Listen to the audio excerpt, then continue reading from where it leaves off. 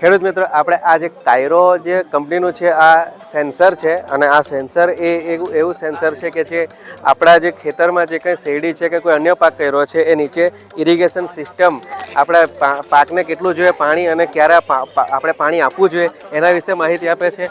અને બીજું કે જે આ જે સોલારથી ચાલે છે અને જે ઉપર જે સેન્સર છે એ 2 કિલોમીટર સુધી આપણને આપણા ખેતરમાં કોઈ રોગ જીવાત આવવાની છે કે વરસાદ પડવાનો છે કે વાતાવરણ ઠંડુ થવાનું છે એના માટેને આપણને ડેટા આપે છે. અને આ જો મશીન આપણે ખરીદી કરવું હોય તો આપણે 50,000માં આપણને આ મશીન મળી જાય છે અને આપણે 2 કિલોમીટરની રેન્જમાં આપણે આનો ઉપયોગ કરી શકીએ છીએ.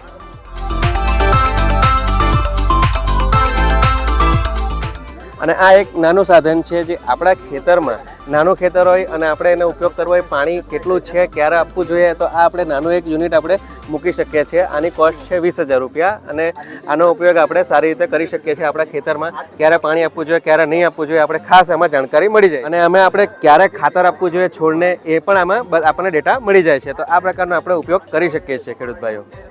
આપણે જો લગાવીએ તો આપણે જે મોબાઈલ એપ્લિકેશન આવે છે એમાં આપણને કલાકે ડેટા આપે છે કે આપણે અત્યારે ખેતરમાં કે પાણી કેટલું છે, ખાતર કેટલું છે અને વાતાવરણમાં શું પરિસ્થિતિ છે, જમીનની અંદર ભેજ છે કે સૂકું છે, એ બધું આપણને કલાકે ડેટા આપણને મળી જાય છે. આપણે અહીંયા જોયું કે આ જે સેન્સર લઈને અહીંયા આપણે શેરડી અહીંયા આપણે જોઈએ છે તો આ 6 મહિના પ્લાન્ટેશન 6 મહિના પહેલાં પ્લાન્ટેશન છે અને સેન્સર દ્વારા અહીંયા જે બતાવેલ આ જે બતાવે એ પ્રમાણે અહીંયા પાણી, ખાતર અને દવાનો ઉપયોગ કરીને આજે આપણે જોઈએ ગ્રોથ તો આપણને સારામાં સારું આ ફૂટાવર જોવા મળે છે.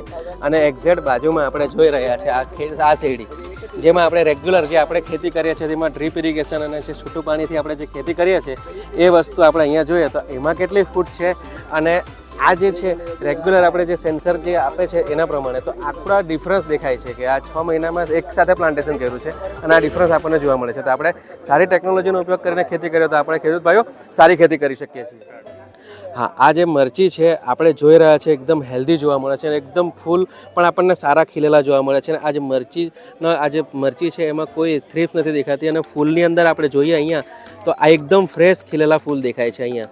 તો આપણે ખેડૂત ભાઈઓ મરચીની ખેતી તો કરીએ જ છે પણ થોડીક અલગ રીતે અને ટેકનોલોજીથી ખેતી કરીએ તો આપણને આ રીતનો ફાયદો દેખાય. આપણે અહીંયા જોઈએ છે આ ટેકનોલોજી છે AI ટેકનોલોજી જેમાં નીચે સેન્સર આપેલું છે. એમાં ખબર પડે છે પાણી ક્યારે આપવાનું અને સેન્સરમાં એ પણ બતાવે છે કે થ્રીપ્સ કે આપણે ફંગસ ક્યારે આવશે તો એના માટે પહેલાં પ્રિકોશન માટે આપણે દવાનો ઉપયોગ છંટકાવ કરી શકીએ જેથી આપણે આ છોડ જે જોઈ રહ્યા છે હેલ્ધી એ આપણા ખેતરમાં પણ આપણે હેલ્ધી છોડ જોઈ શકીએ. તો ખેડૂત ભાઈઓ થોડુંક મહેનત કરીને થોડીક નવી ટેકનોલોજીનો ઉપયોગ કરીને આપણે સારી ખેતી કરીએ તો બહુ આપણે પ્રોડક્શન અને પ્રોફિટ સારું લઈ શકીએ.